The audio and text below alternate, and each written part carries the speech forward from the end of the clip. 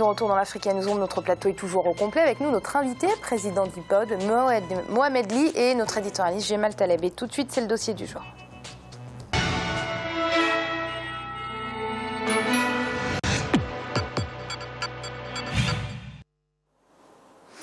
La zone franc est ancienne, peut-être trop ancienne pour certains économistes et certains observateurs. Sa création date en effet de l'époque où les pays du continent étaient encore sous emprise coloniale. Voilà plus de 50 ans qu'ils ont acquis leur indépendance, parfois au prix du sang. Et pourtant, le franc CFA est encore utilisé dans deux sous-ensembles africains, l'Union économique et monétaire ouest-africaine et la Communauté économique et monétaire de l'Afrique centrale. 14 pays au total sur le continent utilisent une monnaie arrimée à parité fixe à l'euro. Un handicap selon de nombreux économistes. C'est un sujet de Siamlo Victoria Sedji.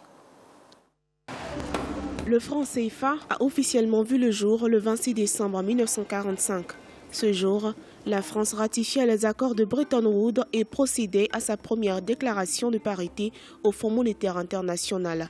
Le franc CFA avait pour but de restaurer l'autorité monétaire de la France dans ces territoires. Ces territoires avaient été isolés de la métropole durant la Seconde Guerre mondiale et ont souffert de la raréfaction des échanges. Le franc CFA se voulait donc un instrument de rapprochement des économies des 14 colonies africaines pour renforcer le pouvoir français. Cependant, le franc CFA survit après les indépendances à telle enseigne qu'on est tenté de se demander quelles en seraient les raisons. Il y a 71 ans, le franc CFA renvoyait à franc des colonies françaises d'Afrique. Aujourd'hui, il signifie franc de la communauté financière africaine. Qui date d'une nouvelle ère, pour des analystes, les premiers objectifs du franc CFA subsistent autant.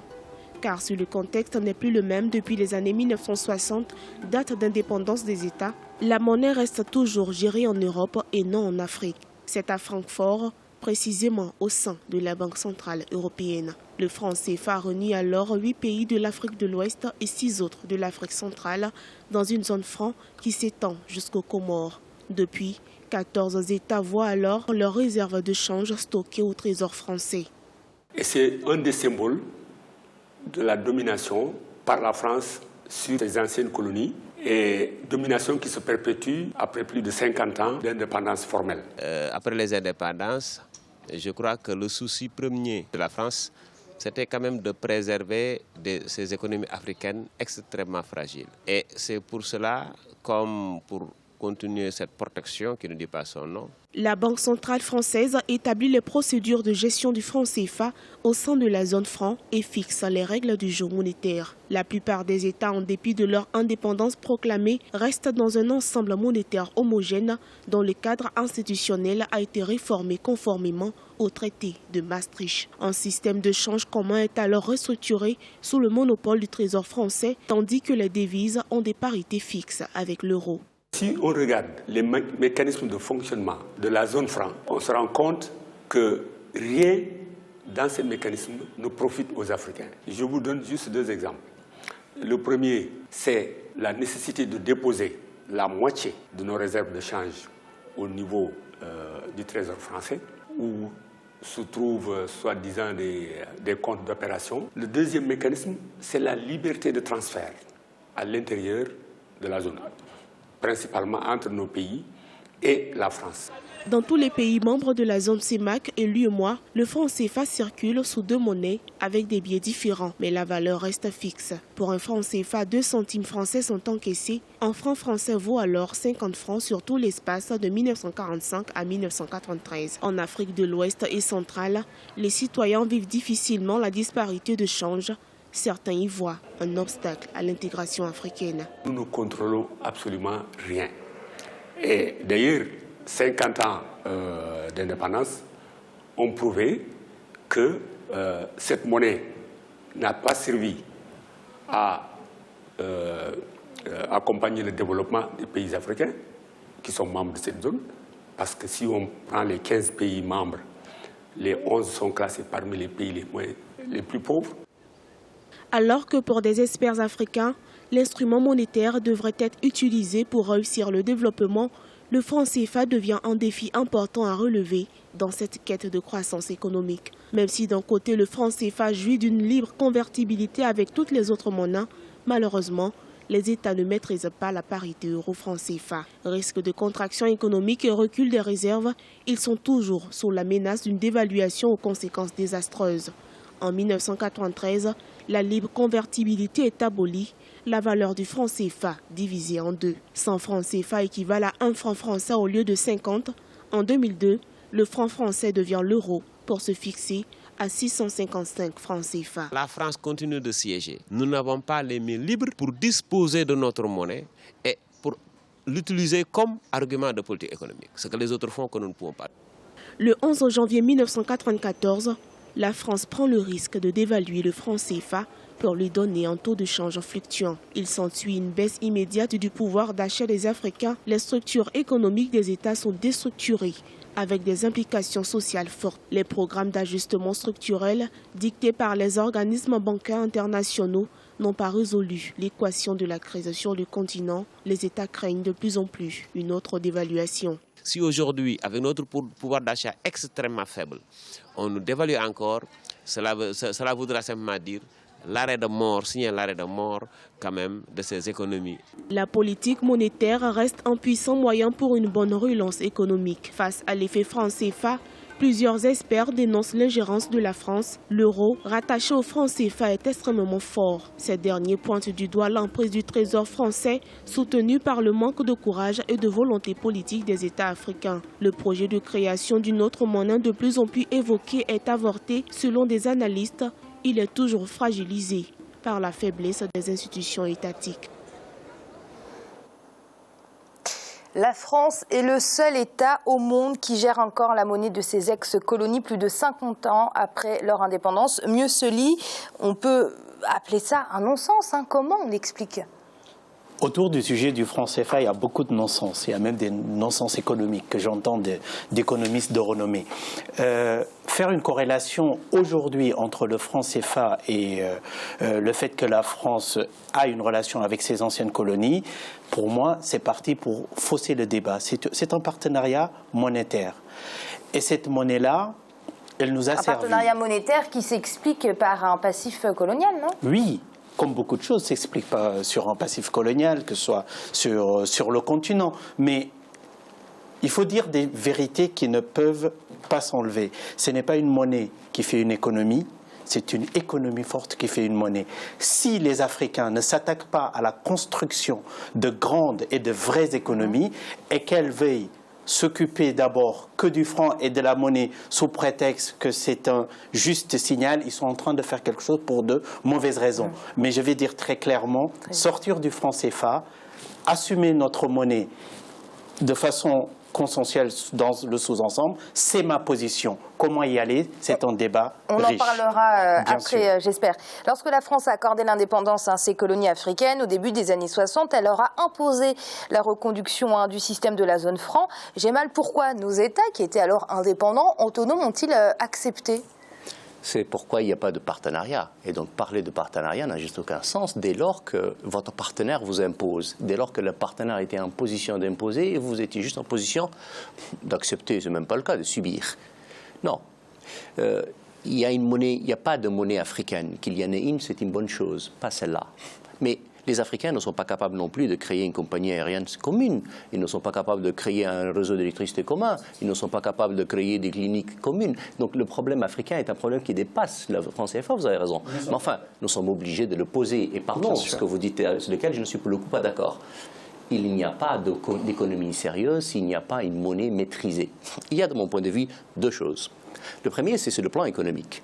Vous ne pouvez pas dire à 14 pays, 15 même, vous allez prendre une monnaie et vous allez créer deux zones. Sur ces deux zones, moi, j'ai un administrateur qui a un droit de veto. 50% de vos revenus, vous allez les mettre chez moi.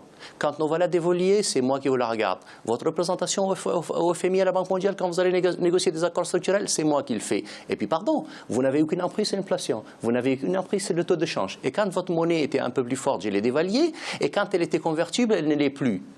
Ça n'a aucun sens de continuer un système comme ça, qui s'appelait de façon fort remarquable à l'époque « colonie française d'Afrique ». Ça n'a pas de sens. Dire ça, ce n'est pas être francophobe. Dire ça est juste dire aux Africains, nous avons l'obligation de créer un outil par nous-mêmes un outil commun, pas deux zones.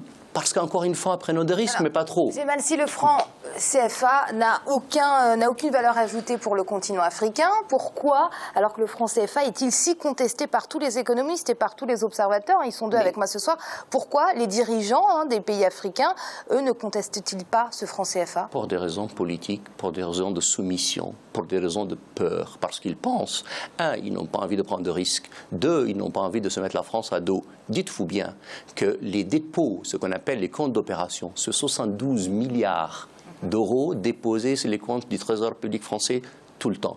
La France, on peut dire, elle n'en a pas besoin. Si, elle en a besoin, mais enfin, elle peut s'en passer. Ceux qui en ont besoin, ce sont les économies de ces pays-là qui la déposent là. À partir du moment où vous êtes amputé de 50% de votre capacité d'agir, vous n'êtes pas capable de mettre en place une politique économique sérieuse. Excusez-moi, il n'y a pas besoin d'être un génie en économie pour comprendre ça. C'est les b.a.-ba. Et puis la deuxième donnée qui est importante, elle est politique et de souveraineté.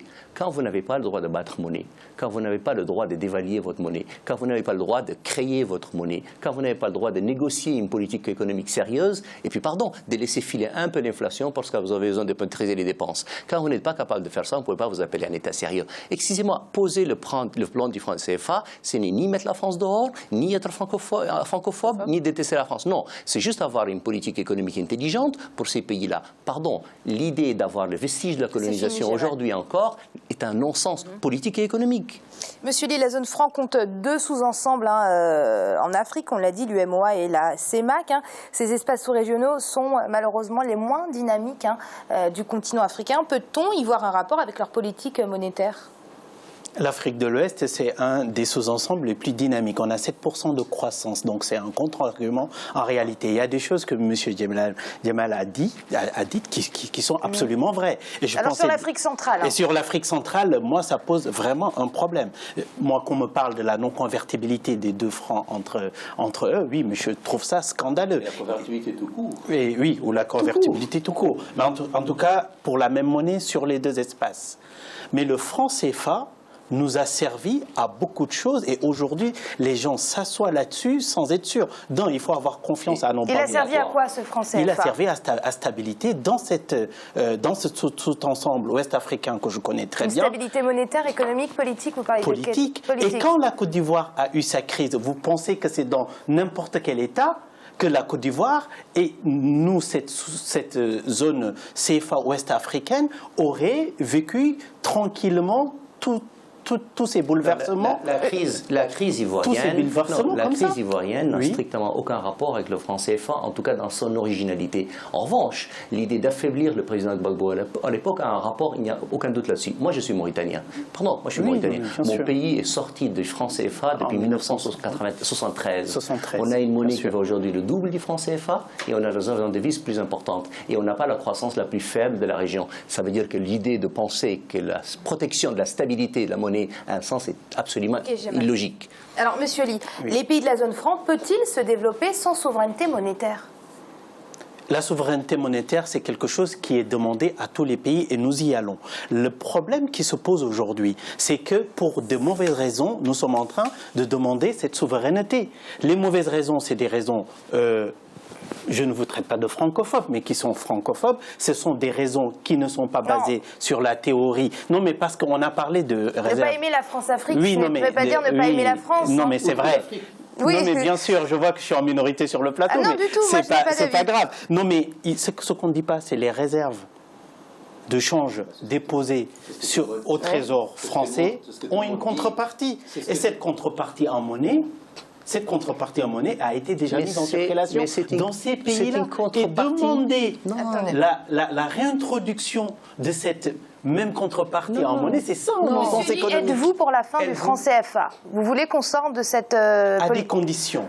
Quelles sont-elles ? Que nos monnaies ne soient pas charcutées autant que nos frontières, que cet ensemble qu'on a réussi à créer, qui est l'UMOA avec la Banque centrale, qui gère le franc CFA en partenariat avec la France, que ce soit un socle de départ pour qu'on crée donc vous êtes pour la sortie de la zone franc, mais par étapes. Une zone franc par étape et construite parce que c'est une aventure très dangereuse à tenter comme ça. Et ne pas la réussir, l'histoire ne nous le pardonnera pas. C'est des États qui ne se relèveront plus jamais. Donc il faut le faire. Nous avons des instruments, nous avons des administrateurs et des économistes de renom, aussi nationalistes et patriotes que nous dans les banques centrales, qui sont en train de mettre en place, et l'inflation, on peut en parler.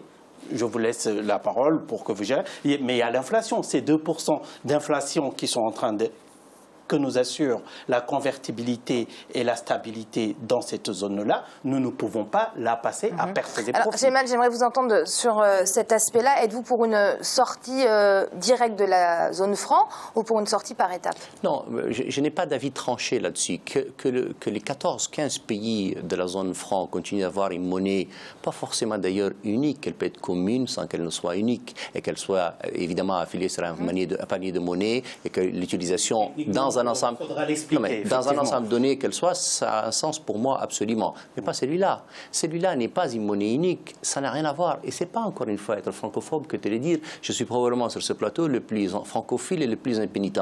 Mais comme disait un penseur célèbre, mais je ne veux pas lui obéir, je veux lui ressembler éventuellement. Mais en tout cas, l'idée du franc CFA, c'est plutôt une idée d'obéissance.